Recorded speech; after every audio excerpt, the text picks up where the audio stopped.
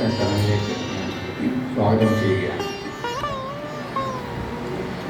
ബഷീർ മുതൽ MG വരെ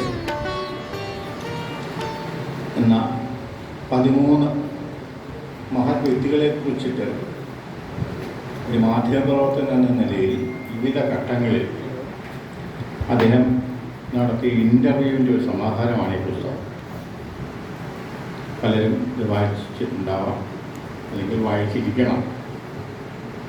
വായിച്ച ഒരാളെന്ന നിലയിൽ ഇതൊരു പാഠപുസ്തകമാണ്. പ്രത്യേകിച്ചും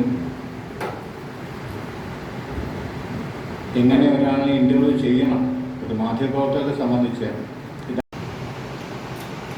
അവർ ചെയ്ത സംഭാവനകളും അവരുടെ ഉൾക്കാമ്പും പുറത്തു കൊണ്ടുവരുന്ന തരത്തിലുള്ള പുസ്തകത്തിൻ്റെ ഒരു മഹത്വമായി കാണും. അത് ഏറ്റുവാങ്ങുന്നത് S. വാസുദേവൻ സാറിൻ്റെ സഹധർമ്മിണിയും മുതിർന്ന മാധ്യമപ്രവർത്തകയായ വത്സാമണി ആണ്. ഞാനും ചിന്തയിലെ സുഹൃത്തുക്കളും ചേർന്ന് ഒരു ചെറിയ ഒരു ഒത്തൊരുമ പോലെ വളരെ ലളിതമായ ഒന്നായാണ് ഇത് കൺസീവ് ചെയ്തത്. പക്ഷേ ഇവിടെ ഇപ്പോൾ ചാനൽ ക്യാമറകളും വളരെ പ്രധാനപ്പെട്ട മുഖങ്ങളും എല്ലാം ചേർന്നതിനെ മില്യൻസ് ഒന്നും ഇല്ലെങ്കിലും നിങ്ങളെല്ലാം ചേർന്നതിനെ വളരെ മഹത്തായ മനോഹരമായ ഒരു സയനമാക്കി. അതിന് അത്യന്തം നന്ദിയുണ്ട്. സിഗരറ്റിൻ്റെ പരസ്യവാദം എന്ന് പറഞ്ഞപ്പോൾ വേറൊരു പരസ്യവാദം കൂടെ എനിക്ക് ഓർമ്മ വരുന്നത് എൻ്റെ പത്രപ്രവർത്തന ജീവിതത്തിൽ പ്രതിസന്ധി സൃഷ്ടിച്ച ഒരു നിമിഷമായതുകൊണ്ട് ഞാനിതിവിടെ ഷെയർ ചെയ്യാം. ഇതുപോലെ തന്നെ പഴയൊരു സിഗരറ്റിൻ്റെ പരസ്യവാദമുണ്ട്, good to the last puff എന്ന്. അപ്പോൾ ഞാൻ ഇത് വെച്ചിട്ട് പത്രത്തിലെ ഒരു കോമഡി കോളത്തിൽ ഒരു സ്വല്പം തലതിരിഞ്ഞ രീതിയിൽ ഇതിനെ പരിഭാഷപ്പെടുത്തി. Good to the last puff, അന്ത്യശ്വാസം വലിക്കാൻ അത്യുത്തമം. സിഗരറ്റിൻ്റെ പരസ്യമാണ്, ഭയങ്കര പ്രശ്നമായി. അവർ പത്ര ഓഫീസിൽ വിളിച്ച് ചീത്ത വിളി, പിന്നെ ഒരു വർഷത്തേക്ക് പരസ്യം തന്നില്ല എന്ന് വേറൊന്നും സംബന്ധിച്ചു. ആ പരസ്യവാചകം അവർ അപ്പം പിൻവലിച്ചു, കാരണം പണി കിട്ടുമെന്ന് മനസ്സിലായി. അപ്പോൾ അന്ന് executive editor Shri AP Vishwas sir എന്നോട് നല്ല വാത്സല്യമുള്ള ആളാണ്, അല്ലെങ്കിൽ ആ പണി അന്നേ പോയത്. എന്നെ വിളിച്ച് സാർ ഒന്ന് കടിച്ച് പിടിച്ച രീതിയിലാണ് സംസാരിക്കുന്നത്. വസൻ കോമഡി നന്നായി, പക്ഷേ സ്ഥാപനത്തിൻ്റെ പോക്കറ്റ് കീറുന്ന കോമഡി വേണ്ട. അപ്പോൾ ഞാൻ ഇതുകൊണ്ട് പറഞ്ഞതെന്താണെന്ന് വെച്ചാൽ, ഗുഡ് ദ ലാസ്റ്റ് പഫിനെ അന്ത്യശ്വാസം വലിക്കാൻ അത്യുത്തമം എന്ന ഒരു കോമഡി സൃഷ്ടിക്കുന്നതിനോടൊപ്പം അതിനകത്ത് ഞാൻ പലപ്പോഴും ഫോളോ ചെയ്യാറുള്ള ഒരു ഭാഷാ സമീപനം കൂടി ഉണ്ട് എന്ന് സൂചിപ്പിക്കാം. സ്വല്പം തലതിരിവ് എഴുതി പോകുമ്പോൾ എനിക്ക് തോന്നും അത് ഞാൻ അതിലും എഴുതി. അത് ഈ പുസ്തകത്തിലും പലയിടത്തും നിങ്ങൾക്ക് ഒരുപക്ഷെ കാണാൻ സാധിക്കും. അപ്പോൾ അതുകൂടി ചേർന്നാണ്, സ്വല്പം സ്പെല്ലിംഗ് മിസ്റ്റേക്കുകൾ കൂടി ചേർന്നാണ് ഞാൻ എൻ്റെ ഭാഷ എന്ന് പറയുകയും. ഇവിടെ എൻ്റെ അടുത്ത് ചില സുഹൃത്തുക്കൾ ചോദിച്ചല്ല, വേദിയിൽ 1-2 ഗ്ലാമർ താരങ്ങൾ കൂടി വേണ്ടേ? ഞാൻ പറഞ്ഞു ഒരു സൂപ്പർ സ്റ്റാർ മതി, അടൂർ സാർ. ഈ ഗുരുവായൂർ കേശവൻ നായരാണെങ്കിൽ പിന്നെ മറ്റ് ഗ്ലാമർ ആനകൾക്കൊന്നും പ്രസക്തിയില്ല. അപ്പോൾ അതുകൊണ്ട് ഗുരുവായൂർ കേശവൻ പ്രസൻ്റ് ആണ്. സത്യത്തിൽ സാറ് ഇത് വരാമെന്ന് സമ്മതിച്ചപ്പോൾ തന്നെ എനിക്ക് എൻ്റെ ടെൻഷൻ്റെ മുഖം തീർന്നു. ഒരർത്ഥത്തിൽ അടൂർ സാറിൻ്റെ സാന്നിധ്യം, ആചാര്യനായ അടൂർ സാറിൻ്റെ സാന്നിധ്യം ഞാൻ അർഹിക്കുന്നതാണ്. അതിലെനിക്കൊരു അവകാശമുണ്ട്. അതിൽ പൊയറ്റിക് ജസ്റ്റിസ് എന്ന് പറയുന്ന എന്തോ അതുപോലുള്ള എന്തോ ഒന്ന്. കാരണം ഞാൻ കോളേജ് പഠിക്കുന്ന കാലത്തെ അടൂർ സാറിൻ്റെ ഒരു കഥനാണ്. അപ്പോൾ ചോദിക്കും തെളിവുണ്ടോ? നമ്മൾ രാഷ്ട്രീയക്കാർ ചോദിക്കില്ല തെളിവുണ്ടോ? കേരളമാണ് 6 ലക്ഷം ഉണ്ടെങ്കിൽ ചോദിക്കുന്നത് കേട്ടില്ല. തെളിവ് നശിപ്പിച്ചു എന്ന് ഉത്തമ ബോധ്യമുള്ളതുകൊണ്ടാണ് അത് ചോദിക്കുന്നത്. അല്ലെ അങ്ങനെ ചോദിക്കില്ല. ഇതിന് തെളിവുണ്ട്. ഞാൻ കോളേജ് MA പഠിക്കുമ്പോൾ കോളേജ് മാഗസിനിൽ അടൂർ സാറിൻ്റെ സ്വയംവരത്തെ കുറിച്ചൊരു ലേഖനം എഴുതിയിട്ടുണ്ട്.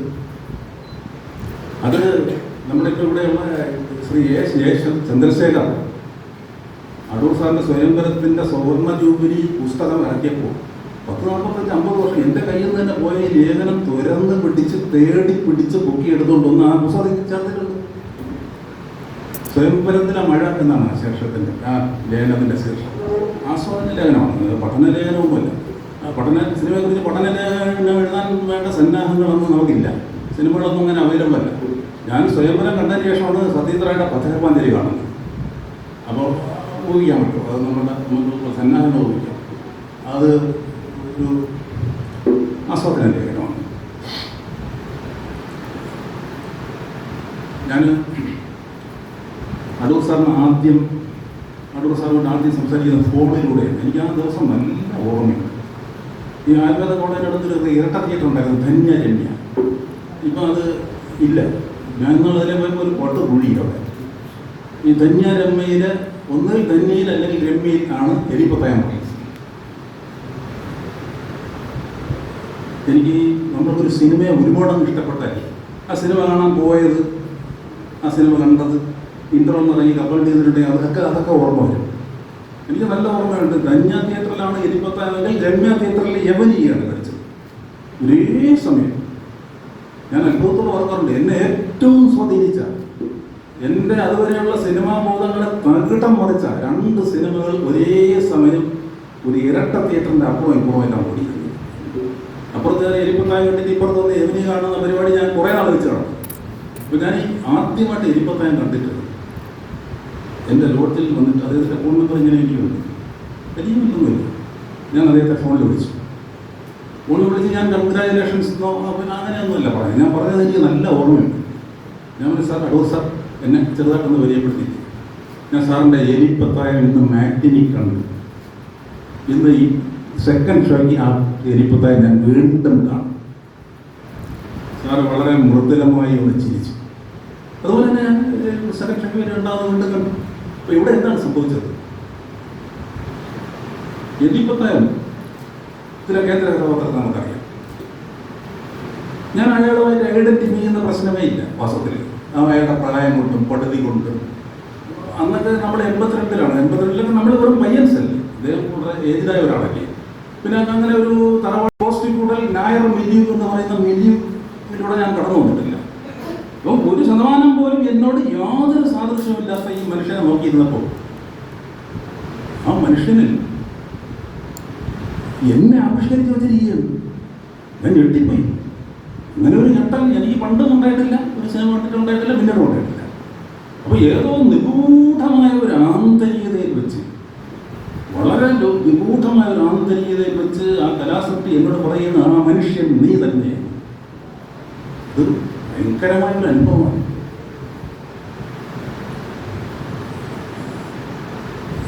അദ്ദേഹത്തെ പിന്നെ 4-5 വർഷത്തിന് ശേഷം ഇന്റർവ്യൂ ചെയ്യാൻ പോയപ്പോൾ എൻ്റെ കൂടെ വന്നത് കേരളത്തിലെ എൻ ശങ്കരൻകുട്ടിയാണ്, ഫോട്ടോ എടുക്കാൻ.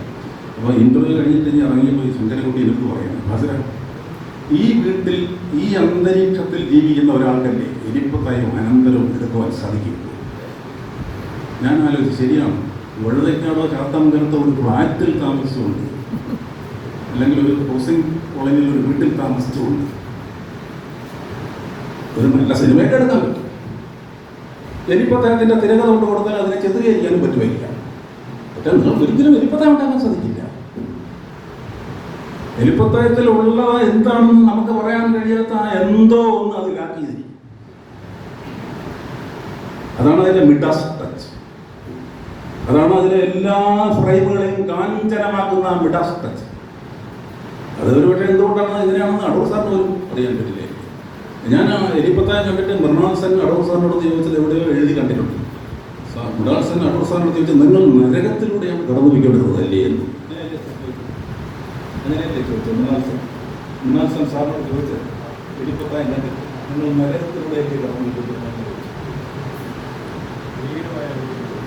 ഭയങ്കരമായ എന്തോ ഒന്നിലൂടെ നിങ്ങൾ കടന്നു വയ്ക്കൊണ്ടിരിക്കുകയായിരുന്നില്ലേ എന്ന് ചോദിച്ചു. ഏറ്റവും മഹത്തായ കലാസൃഷ്ടിയിൽ മാത്രം സ്വായത്തമാക്കാൻ കഴിയുന്ന ഹോണ്ടിങ് എന്നൊരു അംശം അടൂർസാറിൻ്റെ പല സിനിമകൾക്കുണ്ട്. എലിപ്പത്തായത്തിൻ്റെ അതിൻ്റെ പരമാവധി. നമ്മൾ ഒറ്റപ്പെട്ട വഴിയിലൂടെ തനിച്ചിങ്ങനെ നടന്നു പോകുമ്പോൾ പിറകിൽ കാൽപെരുമാറ്റം കേൾക്കുകയും ആരാണെന്നറിയാൻ തിരിഞ്ഞു നോക്കുമ്പോൾ ഒരു കലാസൃഷ്ടിയാവുകയും ചെയ്യാവുന്ന നിമിഷമാണ്. ഇനി ഇന്നത്തെ എൻ്റെ പ്രിയ ആചാര്യൻ ശ്രീ അടൂർ സാറിനെ പാദ നമസ്കാരങ്ങളോടെ ഞാൻ ഈ കൂട്ടായ്മയിലേക്ക് കൂട്ടുന്നു. ഞാൻ നേരത്തെ സൂചിപ്പിച്ചില്ലേ, ഒരുപാട് അധ്വാനിക്കാതെ ഒക്കെയാണ് ഇത് ഇങ്ങനെ. അങ്ങനെ വലിയൊരു സംഘാടകത്വത്തിലേക്ക് പോകാൻ വേണ്ട ആരോഗ്യം എത്ര ശോഭനമല്ല. ശരീരം വന്ന രീതിയിൽ ഈ മുട്ടുവേദന തുടങ്ങിയ കലാപരിപാടികളൊക്കെ ഉണ്ട്. ഇതിന് തെളിവുണ്ടോ എന്ന് തെളിവുണ്ട്. ഞാൻ പുസ്തകം സ്വീകരിക്കാനായിട്ട് എൻ്റെ കൈ അതിന് കിട്ടിയ ആളല്ലേ വിളിച്ചിരിക്കുന്നത്. വീട്ടിനകത്ത് കൈ അതിന് കിട്ടിയ ആളെ തന്നെ ഇതിനെ ഡോക്യുമെൻ്റ് ചെയ്യാനും കടപ്പെടുത്തി. അപ്പം അതിൽ നിന്ന് മനസ്സിലായില്ലേ ഇതൊക്കെ ഒരുതരം ഊടായ്പാണ് ഞാൻ നടത്തിയത്. എന്നിട്ട് പിന്നെ പെട്ടെന്ന് മനസ്സിൽ വന്ന കുറേ പേരെ ഞാൻ വിളിക്കുകയും ചടക്കത്തേക്ക് വെച്ചു. പെട്ടെന്ന് അത് 50 നിർത്തി. അപ്പോൾ എനിക്ക് പെട്ടെന്ന് മനസ്സിലേക്ക് വരാൻ ഇത്രയും പേരൊക്കെ ഉണ്ടല്ലോ എന്ന ഒരു അത്ഭുതവും അഭിമാനവും എനിക്കുണ്ട്. പെട്ടെന്ന് മനസ്സിലേക്ക് വരാൻ ഇത്രയും പേര് ഉണ്ടല്ലോ. അത് തീർച്ചയായിട്ടും നിങ്ങളുടെ പ്രിവിലേജ്, അത് എൻ്റെ പ്രിവിലേജാണ്. എന്നെ സ്നേഹിക്കുന്നവരാണ് ഇവിടെ ഇരിക്കുന്നവരല്ല. എന്തെങ്കിലും ഒരു ഓർമ്മ ഇല്ലാത്ത ഒരു മുഖവും ഇവിടെ എൻ്റെ മുമ്പിലില്ല. എൻ്റെ ആത്മകഥയുടെ സഹയാത്രികരാണ് നിങ്ങളെന്നെ സ്നേഹിക്കുന്നവരാണ്, നിങ്ങളെന്നെ സഹിക്കുന്നവരാണ്. കുറച്ച് പേരെങ്കിലും കുറേ ചില സമയങ്ങളിലെങ്കിലും എനിക്ക് മാപ്പ് തരുന്നവരുമാണ്. കുറച്ച് മനുഷ്യണ്ടി എന്നൊക്കെ പറഞ്ഞ ചില സംഭവങ്ങളൊക്കെ എല്ലാ കുഴപ്പങ്ങളും മാപ്പ് തരും. അങ്ങനെയുള്ളവരാണ്. ഞാൻ പുസ്തകത്തെക്കുറിച്ച് സംസാരിക്കാൻ എൻ്റെ ആത്മസുഹൃത്തായ സുദർശൻ ഉണ്ട്. ഓരോ മുഖത്തേക്ക് ഞാനിങ്ങനെ നോക്കുമ്പോഴേ എന്തുമാത്രം ഓർമ്മകളാണ്. വിവിധ തീവ്രതകളിൽ, വിവിധ സാന്ദ്രതകളിൽ ഞാൻ പറഞ്ഞില്ലേ എൻ്റെ ആത്മകഥയുടെ സഹയാത്രികരാണ് പുതിയതില്ല. സുഹൃത്തുക്കൾ എന്ന് പറഞ്ഞ ആളെ വിളിച്ചിട്ടുണ്ട്. എന്തുമാത്രം നൂറുകണക്കിന് ആയിരക്കണക്കിന് മൈലുകളാണ് ഞങ്ങൾ ഒരുമിച്ച് കാറിൽ, ബസ്സിൽ, ട്രെയിനിൽ കേരളം ഉടനീളം പോയിട്ടുള്ളത്. ഒരു സിനിമ ഓർഗനൈസ് ചെയ്യാൻ വേണ്ടിയിട്ടുള്ള യാത്രകളാണ്. അത് സാധിക്കുകയും ചെയ്തു. അപ്പോൾ ഇങ്ങനെ പ്രതിഫലേച്ചൊന്നും കൂടാതെ എൻ്റെ കൂടെ ഇങ്ങനെ കൂടും. സുദർശനൻ എൻ്റെ ഭാഗ്യ നിർഭാഗ്യങ്ങളുടെ സഹോദരനാണ്. അല്ല, എൻ്റെ ഭാഗ്യങ്ങളുടെ സഹോദരനും എൻ്റെ നിർഭാഗ്യങ്ങളുടെ സാന്ത്വന വേനക്കാരനുമാണ്. അപ്പം ഇങ്ങനെ ഓരോരുത്തരെ കുറിച്ചും എനിക്ക് പറയാനുണ്ട്. അത് പറയുമ്പോൾ ഇതൊന്നും നീണ്ടുപോയില്ല. അതുകൊണ്ട് നമുക്ക് ഹൃദയം നിറഞ്ഞ് ചിന്തുമ്പുന്ന ഈ സായനം തുടരാം. നമസ്കാരം.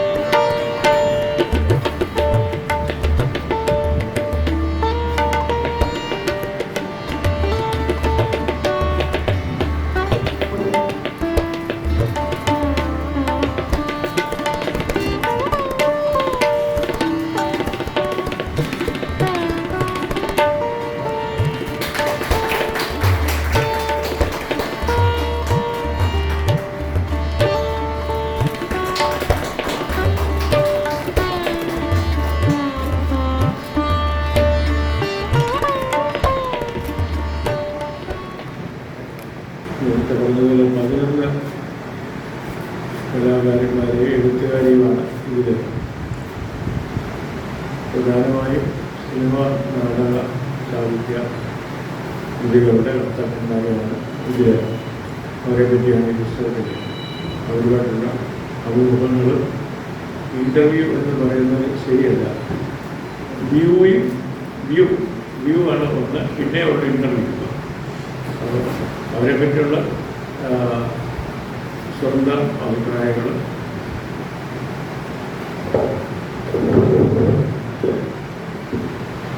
അവരെ പറ്റിയുള്ള അവരെ അവതരിപ്പിക്കുന്ന ഭാഷണവും എല്ലാം കൂടെ ചേർന്നിട്ടുള്ള ഇതിൽ നേരത്തെ പറഞ്ഞതുപോലെ 11 പേരെയാണ് ഇതിൽ ഉൾപ്പെടുത്തിയിരിക്കുന്നത്. 2 പേരെ ഈ ബാക്കിയുള്ളവരെല്ലാം അവർ നമ്മുടെ ഒപ്പിനോടൊപ്പമില്ല. ഒപ്പമുള്ളത് ഈ നിങ്ങളോട് സംസാരിക്കുന്ന ഞാൻ, പിന്നെ പെരുമടവും, ഞങ്ങൾ 2 ഏതാണ്ട് ഒരേ പ്രായക്കാരാണ്. അപ്പോൾ അങ്ങനെ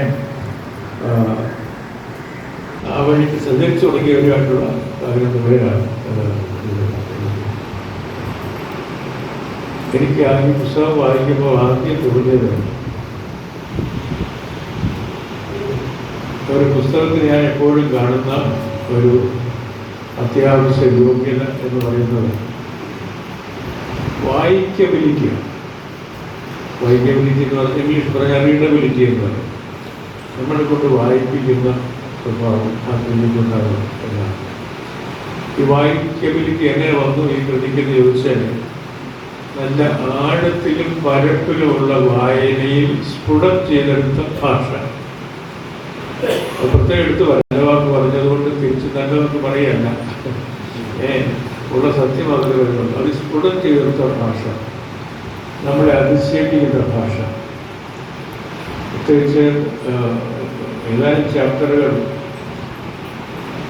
എല്ലാം വായിക്കേണ്ടത് തന്നെയാണ്. പക്ഷെ ചില ചാപ്റ്ററുകൾ പ്രത്യേകമായിട്ട് എനിക്ക് വളരെ വളരെ വളരെ മനോഹരമായിട്ട് തോന്നിയത്, ഒന്ന് കൃഷിയുടെ പറ്റി സ്വാഭാവികമായിട്ട്, പിന്നൊന്ന് എൻ്റെ പിള്ള നാടക ആചാര്യനെ പറ്റിയുള്ള. അവരെ പറ്റിയൊന്നും നമ്മൾ ഇത്രയൊന്നും അറിഞ്ഞിട്ടില്ല. ശരിക്കും അവരെ തൊട്ടറിയില്ല, അവരുടെ ഉള്ളറിഞ്ഞ് തൊട്ടറിയാൻ. അത് കഴിഞ്ഞ് നമ്മുടെ KG ജോർജിനായിട്ടുള്ള സംഭാഷണം വളരെ മറ്റൊരു സരസമാകുമ്പോൾ ഇത് വളരെ ഗൗരവപൂർവ്വമാണ്. കാരണം സിനിമയെപ്പറ്റി കാര്യമായ പാണ്ഡിത്യവും അതുപോലെ ഒരു വലിയ കലാകാരനായിരുന്നു ജോർജ്. ജോർജിനായിട്ടുള്ള സംഭാഷണം, ഇതൊക്കെ ഇങ്ങനെ ഓരോ അധ്യായങ്ങളുടെ ഓരോ പേജുകൾ തന്നെയും നമ്മൾ ഒരിക്കലും മാറ്റിവെക്കാൻ കഴിയുന്നതല്ല എന്നെനിക്ക് തോന്നി. ഇത് ഈ കൃതിയുടെ പ്രകാശനം നടത്താൻ എന്നോട് ആവശ്യപ്പെട്ടത് ഞാനൊരു അനുജനെ പോലെ കരുതുന്ന ശ്രീ വാസുദേവന് എന്നോട് ആവശ്യപ്പെട്ടപ്പോൾ വളരെ വളരെ സന്തോഷം തോന്നിയാണ്. കാരണം വാസുദേവനെ ഞാൻ വളരെ വളരെ ശ്രദ്ധിച്ച ഒരാളാണ്. ഞാൻ പലപ്പോഴും എൻ്റെ ഒരു പടം ഇറങ്ങിക്കഴിഞ്ഞ് ആ പടത്തെപ്പറ്റി എഴുതുന്ന നമ്മുടെ അപൂർവം പേര് ഇതിനെപ്പറ്റി എഴുതുന്ന അപൂർവം പേരുണ്ട്. അവരിൽ ഏറ്റവും നല്ല, അതായത് ഈ കൃതിയെ മനസ്സിലാക്കി എഴുതിയത്, അതായത് ശ്രുതി പറയുന്നതല്ല, ഈ കൃതി മനസ്സിലാക്കിയിട്ട് ഏറ്റവും ഒരു കലാകാരൻ എപ്പോഴും ആഗ്രഹിക്കുന്നത് അയാളെ മനസ്സിലാക്കണം അനുവാചകർ എന്നുള്ളത്. അപ്പോൾ അങ്ങനെ മനസ്സിലാക്കിയുള്ള ലേഖനങ്ങൾ എഴുതിയിട്ടുള്ളത് ഓരോ സ്ക്രീൻ മലയാളത്തിലാക്കി പബ്ലിഷ് ചെയ്യുമ്പോൾ ഞാനത് ചേർക്കുന്നത് അവതാരികയല്ല, മറിച്ച് ഇങ്ങനെ എവിടെയെങ്കിലും പ്രസിദ്ധീകരിച്ച് വന്ന ഒരു എടുത്തത്. അപ്പോൾ നിഴൽക്കുത്ത് എന്ന് പറയുന്ന സിനിമയെ ഇറങ്ങിയപ്പോൾ അതിനെപ്പറ്റി രണ്ടുപേരാണ് എഴുതിയത്. ഒന്ന് നമ്മുടെ ചിത്രകാരനായ വിശ്വനാഥൻ ഷാദിവരും കുറിപ്പെഴുതി, അതുപോലെ തന്നെ വാസുദേവൻ എഴുതി. ഇതിലൊന്നാണ് ശരിക്കും പറഞ്ഞാൽ പബ്ലിഷ് ചെയ്യേണ്ടത്. പക്ഷേ ഇതൊന്നും മാറ്റി വയ്ക്കാൻ പറ്റി. ഈ രണ്ടും പുസ്തകത്തിൽ ഈ തിരുനാടകത്തിൻ്റെ അവതാരികയുടെ ഭാഗത്ത് ഈ രണ്ടും ചേർത്ത് ഞാൻ കൊടുത്തു. അതിന് ഞാൻ രണ്ടുപേരോടും അനുവാദം ചോദിച്ചിട്ടാണ് ചെയ്തത്. അപ്പോൾ അങ്ങനെ ഒരു മലയാളത്തിൽ ചെയ്യുന്ന ഒരു സിനിമയ്ക്ക് ഒരു മലയാളിയായ ഒരു നിരൂപകൻ എങ്ങനെ അതിനെ കാണുന്നു, അതിനെ എഴുതുന്നു എന്ന് അറിയാനും ഭേദപ്പെട്ട രചനകൾ കാണുന്നത് അതിനെ ശരിക്കും ബഹുമാനിക്കാനുമാണ് ശരിക്കും പറഞ്ഞാൽ അങ്ങനെ അതിൻ്റെ തുടക്കത്തിൽ ഈ ലേഖനം കൊടുക്കുന്നത്. അതിന് മുമ്പും നേരത്തെ പറഞ്ഞതുപോലെ സ്വയംവരത്തെപ്പറ്റി എഴുതുന്നത് നമ്മുടെ അറിയപ്പെടുന്ന ഒരു സാഹിത്യകാരൻ സാഹിത്യ നിരൂപകൻ, അദ്ദേഹം എലിപ്പത്താഴി ഇറങ്ങിയ സമയത്ത് അദ്ദേഹം എഴുതിയ നിരൂപണം ഞാൻ മറക്കത്തില്ല. അഹോ മാർസലതയുടെ പ്രദർശനം എന്നാണ് അത് എഴുതിയ ലേഖനം. പിന്നെ നമ്മുടെ സിനിമാ നിരൂപണത്തിലെ വലിയ ഒരു തലത്തൊട്ടപ്പെന്ന് കരുതുന്ന കോഴിക്കോട് തിരുപ്പത്തായിരത്തി എഴുതിയത് ഒരു തറവാട്ടിൻ്റെ ക്ഷേത്രം. അപ്പോൾ അവർക്ക് ഞാൻ വിചാരിച്ച കഷ്ടം, നമ്മുടെ ഇത്രയും പ്രമാണികളായിട്ടുള്ള നിരൂപകർക്ക് ഞാൻ മലയാളത്തിൽ എഴുതിയ സിനിമ അവർക്ക് മനസ്സിലാവുന്നില്ല എന്ന് കാണുന്ന വലിയൊരു സങ്കടം ഉണ്ടാക്കുന്ന കാര്യമാണ്. അവരിൽ നിന്നെല്ലാം വ്യത്യസ്തരാണ് നമ്മുടെ പ്രിയപ്പെട്ട മാസ്റ്റർ. അദ്ദേഹം ഈ കൃതികളെ പറ്റിയൊക്കെ എഴുതിയതും വായിച്ചതൊക്കെ ഒരു ചിത്രകാരൻ എന്നുള്ള നിലയിൽ എനിക്ക് വളരെ അനുഗ്രഹമായിട്ടാണ് മനസ്സിലാക്കുന്നത്. അദ്ദേഹത്തിൻ്റെ ഈ കൃതി നമ്മൾ കൃത്യമായിട്ടും നമ്മൾ ഓരോരുത്തരും കൃത്യമായിട്ട് വായിക്കണം. അത് ധാരാളം പേര് വായിക്കേണ്ട കൃതിയാണ്. കാരണം സാധാരണ നിലയിലുള്ള അതിനെ എനിക്ക് ആദ്യമായിട്ട് അഭിനന്ദനം പറയേണ്ടത് സി റഹിമയാണ്. സി റഹിമാണ് ഇങ്ങനെ ഒരു പുസ്തകം ഇറക്കണം എന്ന് അദ്ദേഹത്തോട് നിർബന്ധിച്ച് പറഞ്ഞത്. അപ്പോൾ അദ്ദേഹത്തിൻ്റെ റോൾ വളരെ വലുതാണ്. അങ്ങനെ ഒരു വളരെ പ്രധാനപ്പെട്ട ഒരു പുസ്തകമാണ്. നമ്മുടെ സാംസ്കാരിക മണ്ഡലത്തെ പറ്റി എഴുതുന്നതെന്ന് പറയാം. എന്നെ പറ്റിയും അദ്ദേഹം എഴുതിയിട്ടുണ്ട്. വായിച്ചപ്പോൾ എനിക്ക് തോന്നിയത് വാസുവിന് എന്നോട് പ്രത്യേക സ്നേഹമുണ്ട്, അതുകൊണ്ടാണ് എന്നോട് സ്നേഹമുണ്ടെന്ന് അങ്ങനെ വിചാരിച്ചോളൂ. ഞാൻ സാധാരണ ഇതിൽ എന്നെ വലുതായിട്ട് വിമർശിക്കുന്നവരെയാണ് ഞാൻ ശ്രദ്ധിക്കുന്നത്. ആരെങ്കിലും സിനിമയ്ക്ക് പക്ഷേ സിനിമ കണ്ടിട്ട് ക്ഷേമമായിരിക്കുന്നു എന്ന് പറയുന്നവരോട് എനിക്ക് പ്രത്യേക സ്നേഹമൊന്നും തോന്നാറില്ല. അതിൽ ഒരു ശരിക്കും സിനിമ കണ്ടിട്ട് എൻ്റെ ഉള്ളു കണ്ട് മനസ്സിലാക്കി എഴുതുന്നവരോട് എനിക്ക് ബഹുമാനം തോന്നാറുണ്ട്. അങ്ങനെ തോന്നുന്നവർ വളരെ വളരെ അപൂർവമാണ്. ഒരു അറിയപ്പെട്ട എഴുത്തുകാരിൽ ഒരാൾ പിന്നെ TMP നെടുങ്ങാടി എന്ന് പറഞ്ഞാൽ പെണ്ണേമിലാണ് പേര് TMP നെടുങ്ങാടി. അദ്ദേഹം എൻ്റെ ചില സിനിമകളെ പറ്റി എഴുതിയത് വളരെ അപൂർവമായിട്ട് അങ്ങനെയുള്ള മലബാറിൽ നിന്നുള്ള എഴുത്തുകാരാണ്. അദ്ദേഹത്തിനൊരു പെന്നയും വെച്ചിട്ടാണ് എഴുതിയിരുന്നത്. അത് ഇംഗ്ലീഷും മലയാളവും വളരെ നന്നായിട്ട് അതിൽ നല്ല ഗ്രാഫിക് അവബോധം ഉണ്ടായിരുന്ന ഒരു വ്യക്തിയാണ്. അപ്പോൾ അവർ എൻ്റെ ഒന്ന് രണ്ട് സിനിമകൾക്ക് അദ്ദേഹം സബ്ടൈറ്റിൽ ചെയ്തിട്ടുണ്ട് പിൽക്കാലത്താണ്. അപ്പോൾ അതിൽ ഉദാഹരണം പറയാം എങ്ങനെയാണ് ഒരു കൃത്യമായിട്ട് കാണുന്നതെന്ന്. ഈ കഥാപക്ഷം എന്ന് പറയുന്ന സിനിമയിൽ ഒരു രംഗമുണ്ട്. അതിൽ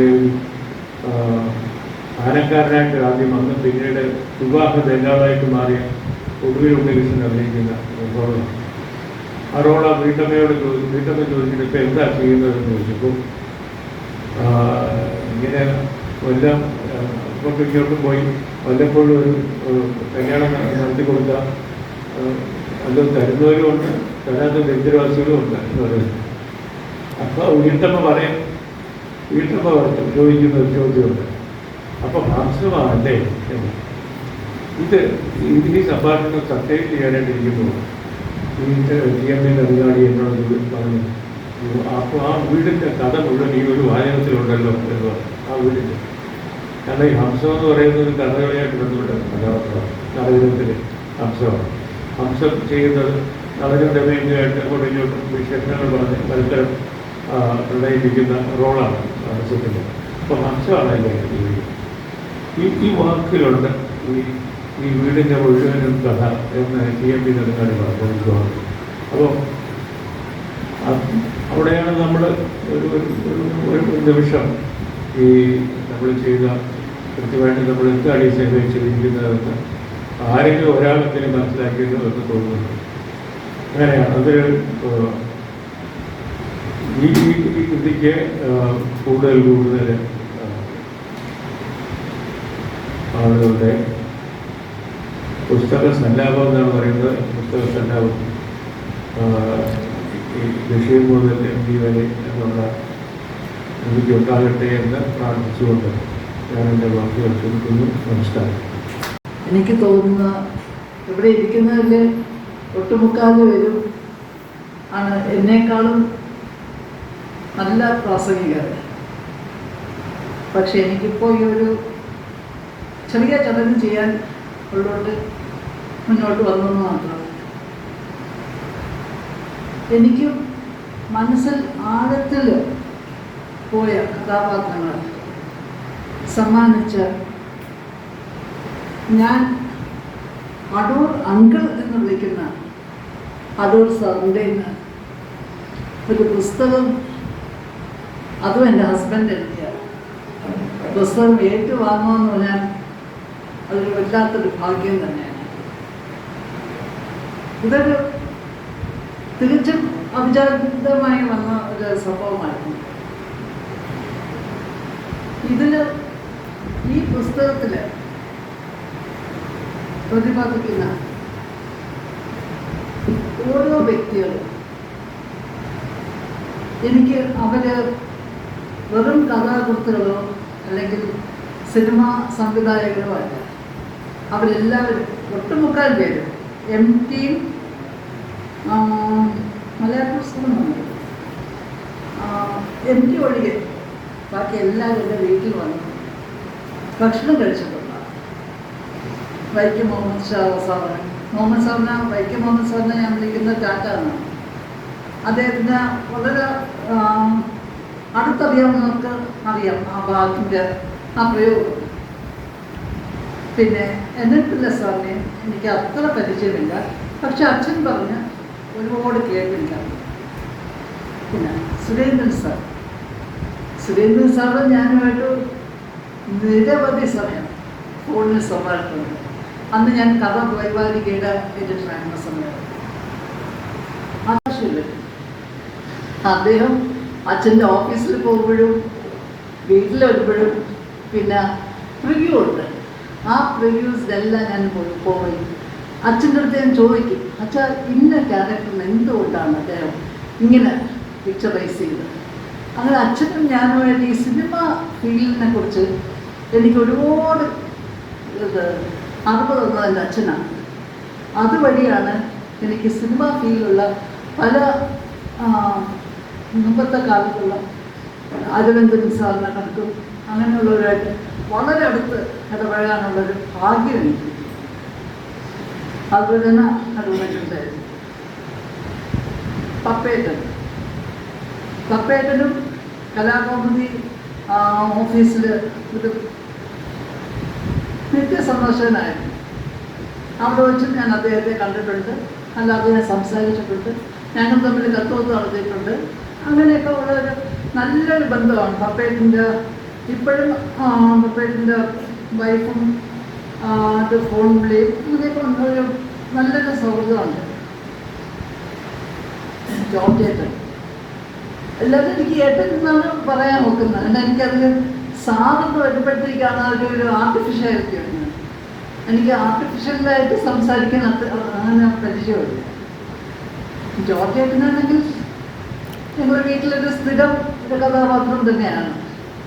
ജോർജ് ഏട്ടൻ്റെ സിനിമകളും യവനീകത കാര്യം പറഞ്ഞാണൊക്കെ പല സിനിമകളും.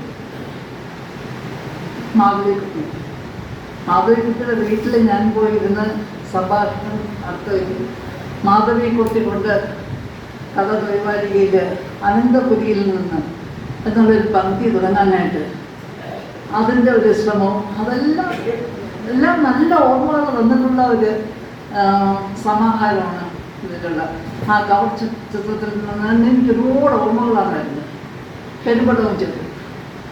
പെരുമ്പടവും ചേട്ടൻ ഞാനിവിടെ സംസാരിക്കുമായിരുന്നു. പക്ഷെ ഇപ്പം അദ്ദേഹത്തിന് സുഖമില്ലാന്ന് അറിഞ്ഞതിന് ശേഷമാണ് അങ്ങനെ സംസാരിക്കാൻ ഒക്കാത്ത അവസ്ഥ വന്നതും പിന്നെ എൻ്റെ അമ്മയുടെ അസുഖവും അങ്ങനെയൊക്കെ ആയതിനു ശേഷമാണ് ഞങ്ങൾ തമ്മിൽ അങ്ങനെ കണ്ടുമുട്ടാൻ ഒക്കാതെ വന്നത്. എൻ്റെ പ്രേംനസീറാണെങ്കിൽ ഒരുവണ വീട്ടിൽ വന്ന് അന്ന് പൂർവ്വം ഉണ്ടാക്കി.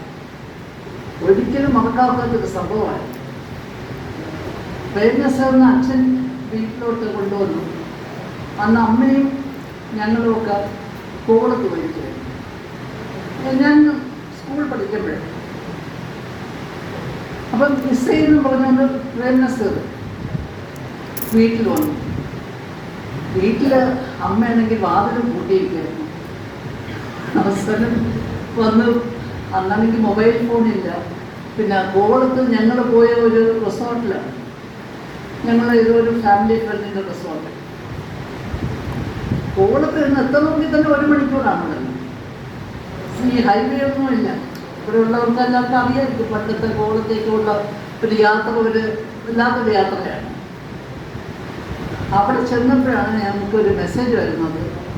അത് കേരള കോമഡിയിൽ നിന്ന് അവർ കണ്ടുപിടിച്ച് പറഞ്ഞത് ഞങ്ങൾ ഇന്നടുത്തുണ്ട്. അപ്പോൾ ഉടനെ തന്നെ അച്ഛൻ പറഞ്ഞു അമ്മയെടുത്ത് തിരിച്ച്. അങ്ങനെ ഞങ്ങളവിടെ പോയില്ല എന്ന് തന്നെ പറയാൻ അതേ കണക്ക് തിരിച്ചു വന്നു. തിരിച്ചു വന്ന് നോക്കിയപ്പോൾ പ്രേരണ സീറോ കഴിച്ചു. അത് എന്താണ് കഴിച്ചുകൊണ്ടിരിക്കുന്നത്? കപ്പയും മത്തിയും നല്ല രുചിയായിട്ട് കഴിക്കുന്നതായിരുന്നു. അച്ഛനുമായിട്ട് സംസാരിച്ചിട്ടുണ്ട്.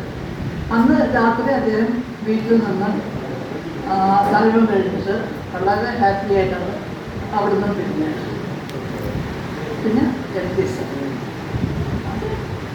ഞാൻ പറയേണ്ട ആവശ്യമില്ല. ആ രണ്ടാമൂഴം എങ്ങനെ ഉണ്ടായിരുന്നു എല്ലാം ഞാൻ ഫേസ്ബുക്കിൽ ഇല്ലേ എഴുതിയിട്ടുണ്ടായിരുന്നു. ഫേസ്ബുക്കിലാണ് അദ്ദേഹം കലാകൃതിക